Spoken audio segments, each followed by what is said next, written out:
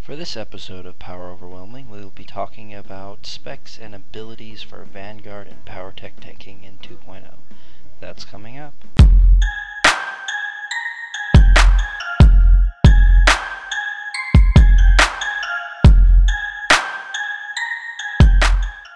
Hello fellow YouTubers, my name is Sean, aka Frowny, and welcome to another episode of FTF Gaming's Power Overwhelming, where we go in deep to help you get the most out of your character in Star Wars The Old Republic. We're here on Ask Mr. Robot. It's a great site for, I guess they have some other things. We're looking at SOTAR only, but for sandboxing your character, to get that extra abilities, that extra perfection out of your character. There's plenty of stuff in here, really good item database. The character builder lets you put your character in there, try out different armors, try out your different mods.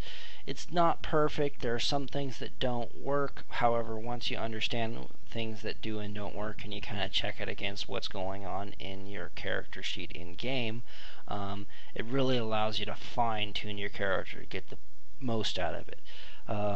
For this time we're going to be using the skill calculator here so I can help show you guys these skill trees, and we're going to be going over the abilities as I talk about it. Now keep in mind that Vanguard and Powertech, I have both of them up here, are identical skill trees. The abilities have different names, but you look at it and it's the exact same thing. The same thing goes with their abilities in game. It has a different name or different visual effect, but it's the exact same thing. The only difference between the Vanguard and the Powertech is the Powertech's energy. After 2.0, they changed the Vanguard to be more like the Powertech, to be similar in the way that the energy works, put it on a 100 scale. Vanguard energy is you want to keep it at max. The higher that you are with your energy, the better your regen rate. So there's like 4 tiers. You want to stay in that 4th tier. I believe it's the exact opposite of Powertech. They have heat, and so you want to stay as low as possible in the heat. The higher that you get up in your heat, the lower your, the slower that the heat dissipation is. Vanguard, the higher you stay, the faster your energy regen is. So I'm just going to go ahead here on the Vanguard one. We'll start with the shield spec because that is your main tree for tanking. So your 3 abilities, you're going to start with static field. This is kind of your first thing you can put points into that is tanky, like ion pulse and explosive surge will lower the target's damage dealt by 5% for 10 seconds. That makes ion pulse a big part of your priorities. Explosive surge, while it's nice to have that benefit on there, you don't use explosive surge that much. It just costs way too much energy. It's too much to keep you in a decent energy regen rate. Brutal impact increases the damage of high impact bolt by 3%. It's that versus Steely Resolve, which is aim by 9. Aim gives you damage, it gives you crit. Aim is going to be when you're looking at your stats, it's the only thing that you're going to actually equip that has to do with damage. So, this affects all of your abilities, not just high impact bolts. So we're going to go with that. Next up, we're going to go with Rebraced Armor. Increases armor rating by 16%. That's your damage reduction. We're going to move over here to Ion Overload, which I would probably go with this first because it's part of your main thing as a tank. But Ion Cell, which is your main tanking stat, gives 50% chance to deal X damage, direct damage, as energy damage to the target from your attacks. Also, your damage that you do is reduced by 5%, whereas the damage done to you is also reduced by 5%. Your threat generation is doubled, your armor is increased by 60%, and your shield chance goes up 15% while in that stance. Iron Overload, your Stock Strike, which is your main, it's kind of your bread and butter ability. You're going to use it a lot during your rotations. It's a very high priority. Has a 100% chance to trigger your Ion Cell, which is that direct energy damage. In addition, when ion cell deals damage, it has a 100% chance to shock the target, putting a dot on the target for 6 seconds. So that's, as you see the ion cell pattern develop, you're going to see that plays a crucial role. Between neuron overload and overcharged cell capacitors, I choose neuron overload because that ion cell that you are going to be spreading around like crazy gives a 50% chance from each time it's damaged. Now that's the dot, when the dot damages them, when the direct damage damages them, or I'm sorry, 100% chance to lower their speed by 50% for 2 seconds. So that's everybody who has that ion cell damage on them is taking that damage, is being slowed by 50%. That's beautiful battlefield control right there. That allows you to just get everybody on you and keep them in a range to pimp slap them. So that'll move you up to the next tier. I would not worry about overcharged cell capacitor at this point because it's elemental damage, which let me make a point of, there's only 3 abilities that you use that are elemental damage as a Vanguard tank. One is Energy Blast, which you get up here. One is Explosive Surge, which is what I was talking about, is you don't use too much because it's so expensive.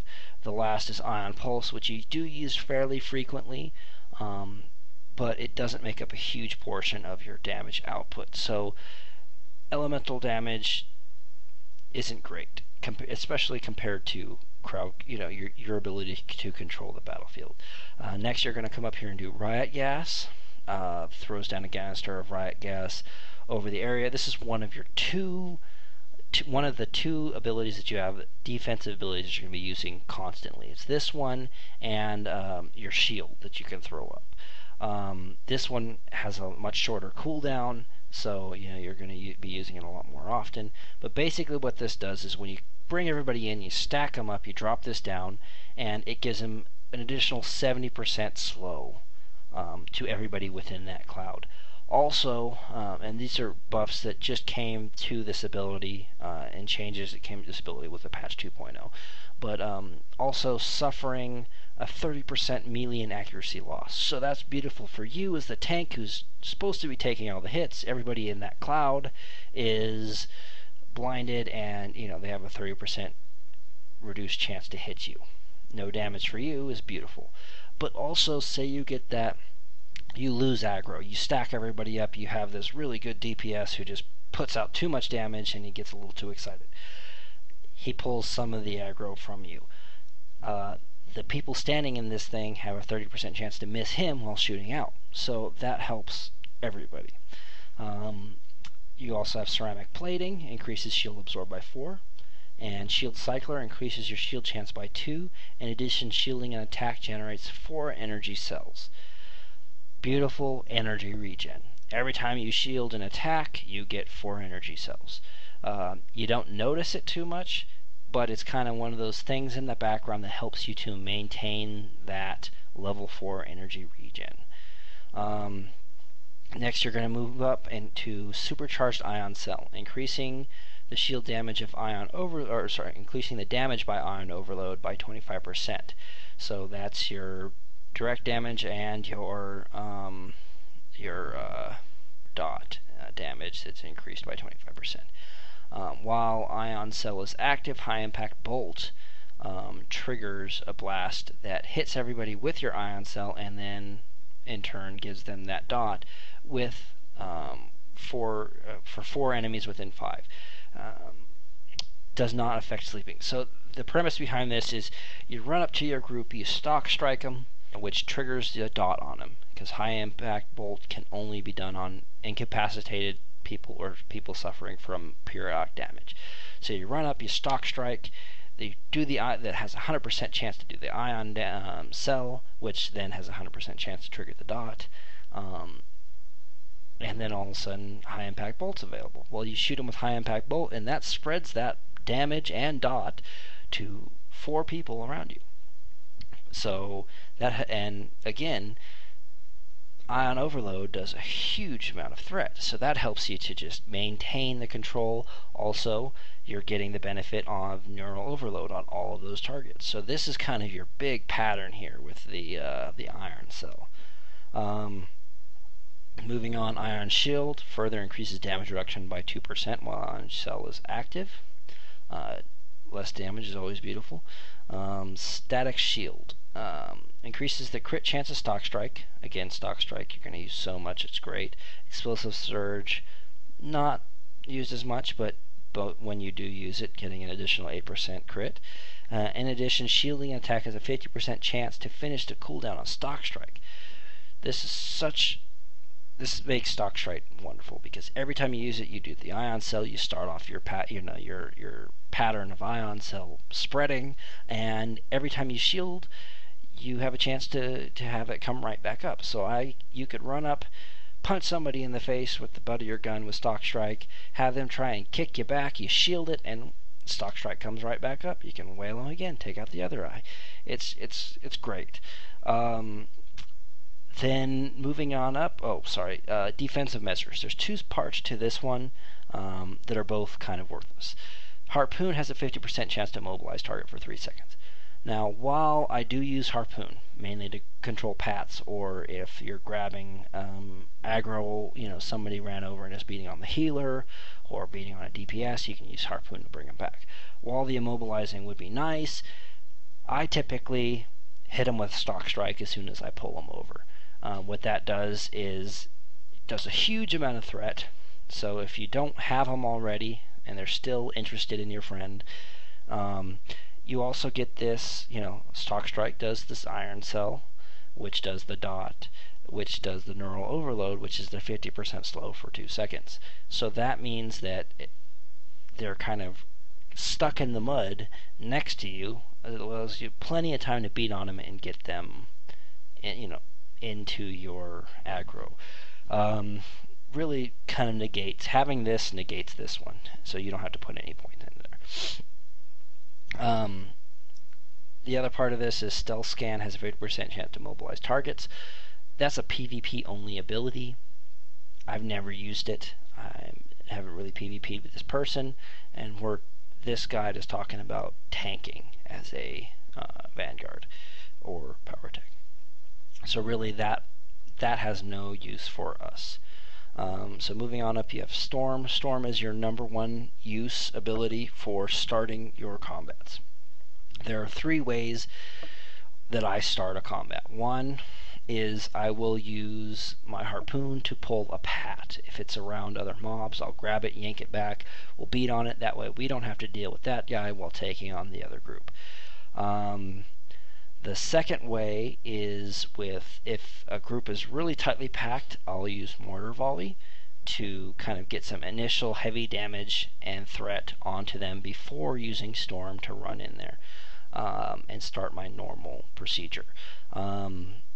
This is great, if you've got a DPS who's a little overzealous. Sometimes you run in there, and before you can kind of collect everybody, you get somebody who throws an AoE out there, and they're just trying to make your life a living hell. Using Mortar Volley first is great to kind of help negate that. The downside is that Mortar Volley does have a long cooldown, so you won't be able to do this very often. Also, if they're kind of spread out too much, you might only be able to get 1 or 2 of them with this. Now, if they're really spread out, there's a lot of mobs that are pretty spread out, which is very hard for us as a tank, is to collect all those mobs before your DPS starts going crazy. Sometimes I'll use Mortar Volley to grab one set of mobs on one side, and then I'll charge with Storm to the other side to collect the other set of mobs and kind of try and bring them all into the center. But again, Mortar Volley does have a long cooldown. Back to Storm. Storm is 90% of the time is what you're going to use. The only thing you should kind of keep in mind with it is you can't storm a target who is in cover. So if you have that kind of smuggler style of mob who's hiding behind the power screen, you're not going to be able to storm up to him. More than likely, though, he does have a friend that's kind of chilling behind him, not paying attention, that you can jump on. The other thing to keep in mind with Storm is that it does not respect gravity. Whether it's intended to be like that or not, I have used Storm to travel across ravines, to grab mobs. There's so many uses for Storm to maneuver unmaneuverable terrain. I've jumped off of a cliff that would normally kill me, and there was a mob at the bottom that I was able to target, and as soon as it got within range, use Storm to completely negate the falling damage. It's a great ability to initiate your combats. It's a great ability to control the battlefield with things. You can run across lava. You can, it does not respect gravity. You just jump. If you can't get to a certain ledge, but there's a mob standing up there, and you're within Storm range, guess what? You can get to the ledge. It's great for many reasons. One of which is when you use Storm, if you put 2 points into Static Surge, which we have, Explosive Surge gets 12% bonus damage. Also, when you use Storm, you get 2 charges of Static Surge, which makes your next Explosive Surge free of cost. This is the only time I basically use Explosive Surge, because it's a great ability except for the cost. This negates that negative. So I will Storm up, I will use my 2 charges of Explosive Surge to quickly do some AoE damage, get all the mobs onto me, and it doesn't cost me anything, so I'm able to maintain my high level of energy. I mean, 1 Explosive Surge will take you out of your high level of energy. That's just how expensive it is. On occasion, if part of a combat mechanics, you'll have an additional pat come in, or there'll be a something along those lines that doesn't have a threat established. I may run into the mobs and use 1 Explosive Surge just to quickly grab them while it's not up. But that's about it. I mean, if you're trying to do damage with Explosive Surge, or you're trying to grab aggro when somebody else has already grabbed aggro, you're just going to dump your power and not be able to get it. So using it after charge, though, is great. The other part of this is Storm has a 100% chance to increase your movement speed by 30 for 4 seconds while active. This is great. It is a choice between this or putting 2 points into overcharged cell capacitor. I'll almost always take battlefield control over damage. But with this, and I'll explain, Storm has a 100% chance to increase your movement speed by 30% for 4 seconds. 4 seconds doesn't seem like a lot, but while active, getting attacked refreshes this. So while you're in combat, if you're being attacked, unless you're not being hit or attacked, it doesn't matter if you're hit or not, unless you're not being attacked for more than 4 seconds, say you get stunned and they run after your party and leave you alone, it's going to continuously refresh this. So you'll have this buff up the entire fight. And 30% additional movement speed is pretty good, especially considering, if you have to run after a pat that's chasing somebody down, or just, a lot of fights have mechanics where there's crap on the ground that does damage to you. One fight that comes to mind is the last boss of Colloquoid Wars. He's constantly dropping this fire, kind of small fire pit underneath you, and what this ability does is it allows you to just be much more comfortable. If you don't have this, you can still avoid the fire, taking damage from the fire, if you're paying attention, which you should be as a tank. But you move that much faster, it gives you that much more time to get out of the way comfortably, and keep it relaxed as much as possible. It allows you to really just control the battlefield with that speed. You can run where you need to go and maintain those mobs. And again, as you can see, I've got 2 points into there anyway from up here. This is Strap Satchel. Explosive Surge has a 50% chance to snare affected targets, reducing their movement speed by 50%. Now, while, like I said, battlefield control is pertinent, and I'll almost always take it, in this case, I just don't use explosive surge that much for this to be effective, especially when it does the exact same thing as the neuron overload, and I use that, that's going to be on my mobs most of the time. That's kind of 2 points that are wasted and only for explosive surge, whereas this you get, here's 50% slow on explosive surge, here's an additional 4% damage on explosive surge. Additionally, 4% damage for your energy blast and your pulse cannon. So I choose to walk away from this battlefield control mechanic to put the extra damage here because the damage is threat. So that's my choice. Again, you could choose that you really like that and put your points there. Deflective guards increase melee and range defenses by 4%. Defense is good. We're tanks. Pulse engine. Direct damage attacks have 50% to trigger pulse engine, which finishes the cooldown on pulse cannon, cause your next pulse cannon to be free and channel and tick twice as fast. What this means is pulse damage is a pretty great ability. It's like a cone AoE in front of you. It does decent damage. It's a channeled ability, so you have to watch out for that. Movement and things like that will cancel it. But anytime you do direct damage, not AoE damage, but direct damage, you have a 50% to trigger the pulse engine. So if your pulse cannon, you just used it, it's on cooldown, you do the next attack, the next attack could actually trigger the cooldown of the pulse engine thing, which would finish the cooldown on pulse cannon. Additionally, it gives you this buff that I'm not sure, the pulse cannon channel is pretty long. What this buff does is basically, as well as being free, which is great for your energy, but the channel time on it is reduced in half. But the damage basically ticks twice as fast as well. So you get just about the same damage in half the time, as well as being free. So it really makes it usable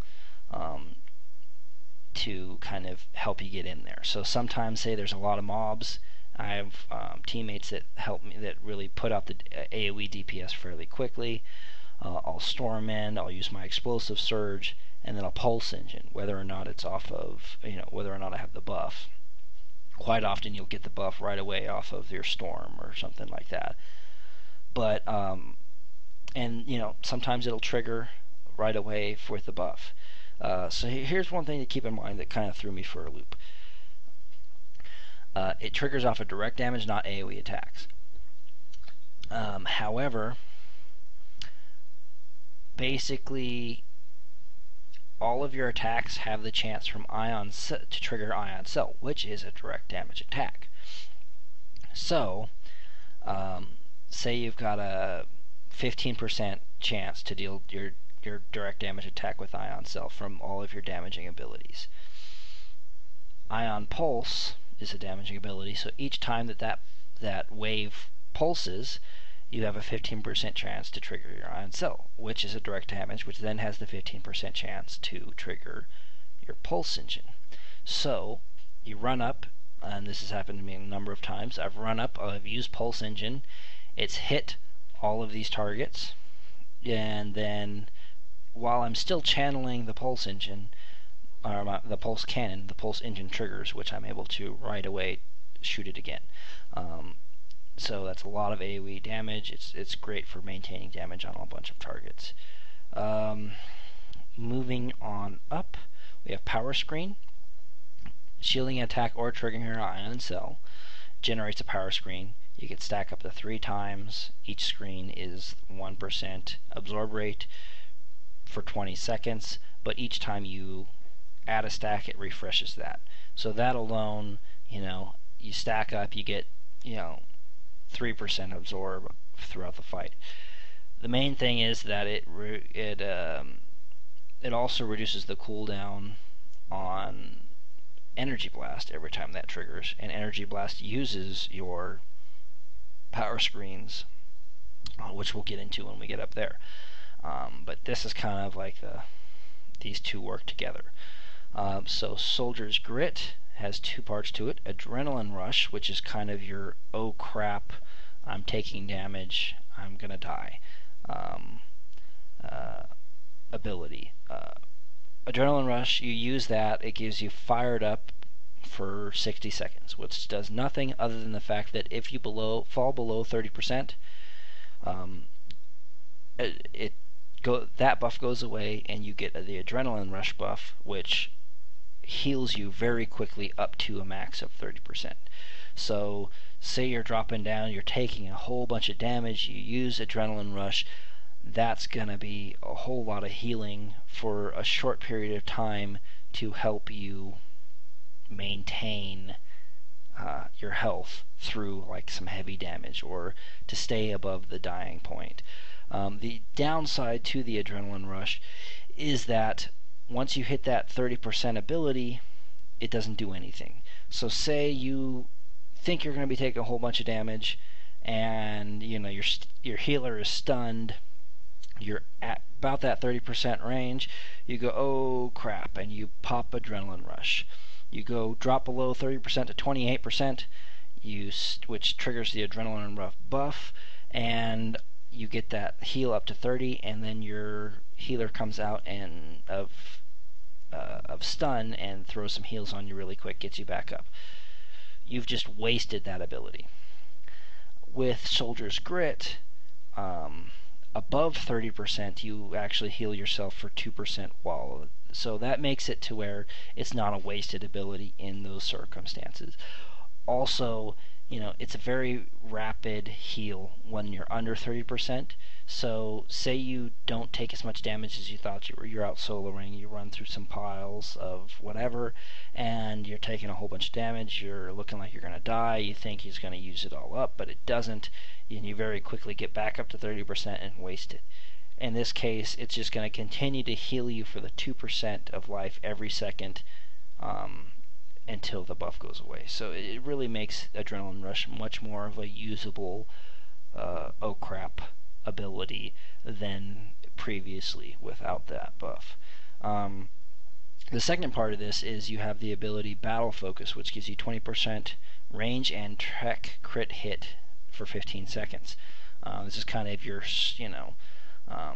piloted on damage section. This is where you use this ability to really pump out the damage. Whether it's to burn somebody down during a phase, or you just use it during the fight just to, at the beginning of the fight to help you get extra damage or aggro for the mobs, whatever. With Soldier's Grit, you also get an additional 5% alacrity while that buff is up for those 15 seconds. And the alacrity gives you energy regen, as well as reducing the global cooldown. With patch 2.0, they actually made alacrity worth something. So that's Soldier's Grit. We're taking that. Guard Cannon. This is something that came in with the Hut Cartel and the above 50, level 50 stuff. At 51, you can get Shoulder Cannon, which is off of the global cooldown. You click it, and over time it loads 4 missiles. Then I believe you can use the missiles as they load, but you basically over time you get a stack of this buff that's a missile. Allows you to re-click the button to shoot off the missile. It's a nice little thing because it's off a global cooldown, so it's free damage without interfering with the rest of your stuff. With Guard Cannon, however, it increases the damage dealt and threat generated by Explosive Surge, which is nice for that initial damage threat when you do use it after your charge, as well as Shoulder Cannon. So Shoulder Cannon does more damage and it does more threat, so it helps you. It's a off cooldown way to generate threat, but it also heals you for each missile heals you for 5% of your total health, which is a lot when you're sitting at like 40,000 hit points. It really makes Guard Cannon nice.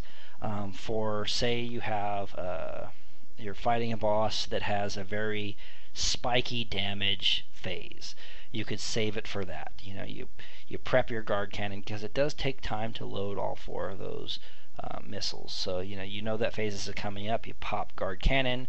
Once he starts doing out those spiky damages, you can use your guard cannon to help take the edge off for the healers. You can do the same at any point during the fight to help take the edge off the healers and to increase your threat output. But one of the nice things is once you start loading those missiles, it takes a little bit of time, but the missile buff actually lasts for quite a while. So say you're sitting in front of the last boss of the dungeon, and you and your group are talking about how the fight's going to proceed. You know you're going to start the match in the next minute or two. You pop your guard cannon. So you negate that loading time while you're sitting around talking. And then once you start the fight, you got the those missiles ready to go to get that threat, to kind of take the spikiness off of the beginning of the match from the healer until all of your buffs and everything are going. Also, once you use all 4 missiles, shoulder cannon goes on to cooldown. Well, it's only a minute cooldown, so if you have that kind of prep to use at the very beginning of the fight, if it's a decently hard, long-lasting fight, more than likely it could come up again during the fight. So that's something to keep in mind with it. Then going up we have Energy Blast. So this is one of the other elemental attacks that is used. Energy Blast consumes all the power screens. So you need 3 power screens. You need to have max power screens in order to use Energy Blast. When you do it, it does X elemental damage, but you also regenerate 8 energy cells. It doesn't cost any energy to use, and it gives you 8 energy cells. So it's going to be it's also off of the global cooldown. So you're going to use this every time it's up. The only time that you're going to kind of wait to use this is when you're doing a channel ability, and that's going to be up to you. But Mortar Volley or Pulse Cannon, they're both channeled abilities, and if you use this, it will cancel that channel. Keep that in mind. But this is probably one of your highest priority abilities, is using this every time it's off of cooldown, because it does not respect the global cooldown. It gives you energy. Also, it uses those 3 power screens, so you lose the 3% shield absorption, but it gives you a 25% shield absorption for 6 seconds. So it helps you kind of maintain a higher level of defense. And while that shield absorption is going on, you start to regain your screens. So that finishes out this shield specialist tree. Next we're going to move over to the tactics tree, and we're going to put 3 points into focused impact. Increases range and tech accuracy by 3%. Additionally, high impact bolt penetrates for 45% of the target's armor. So that increases the damage of high impact bolt when you're spreading around your ion dots and stuff. Also, 3% tech and range accuracy, which tech and ranged is everything that you do. You're not going to really stack accuracy. It's not going to be a big focus on you. You start out with this buff here, plus the 1% from your companions.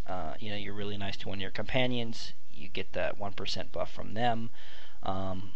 So you're looking at a total of 94% accuracy for your ranged attacks, being, like your hammer shot has 94, and 104% on your tech attacks.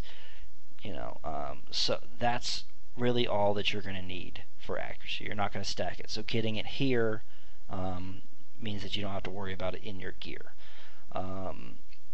It doesn't max you out. That does not make you 100% accurate all the time, but it's not a priority for you.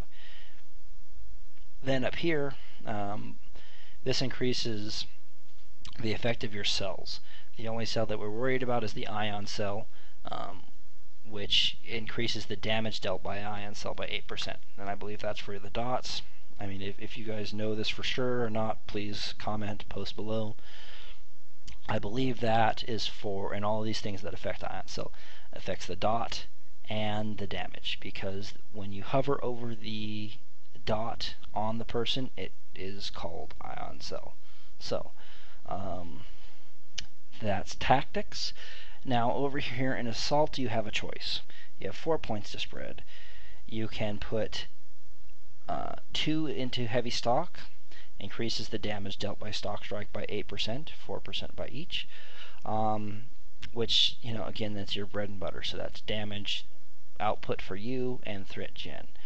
And 2 points into soldier endurance, which is a percentage of endurance. Or you can go 1 into heavy stock and 3 into soldier's endurance. I was kind of looking at the math. At 40,000 hit points, which is where you're at about in basic level, 156 level gear. You're only looking at about 400 hit points off of a point here, versus 4% damage on your main bread and butter ability. So I believe that heavy stock kind of puts out more bang for your buck. Possibly, this will come down to personal preference. The damage versus 400 hit points, that might be life or death, depending on your gear, depending on what's going on. So this will come down to personal preference. That wraps up this episode of Power Overwhelming. As always, thank you guys for joining me. Don't forget to subscribe if you haven't already. Comment and give us a thumbs up if this video helped you out. If you have any suggestions for videos that you'd like to see, or ways to make these videos better for you guys, comment below. See you next episode.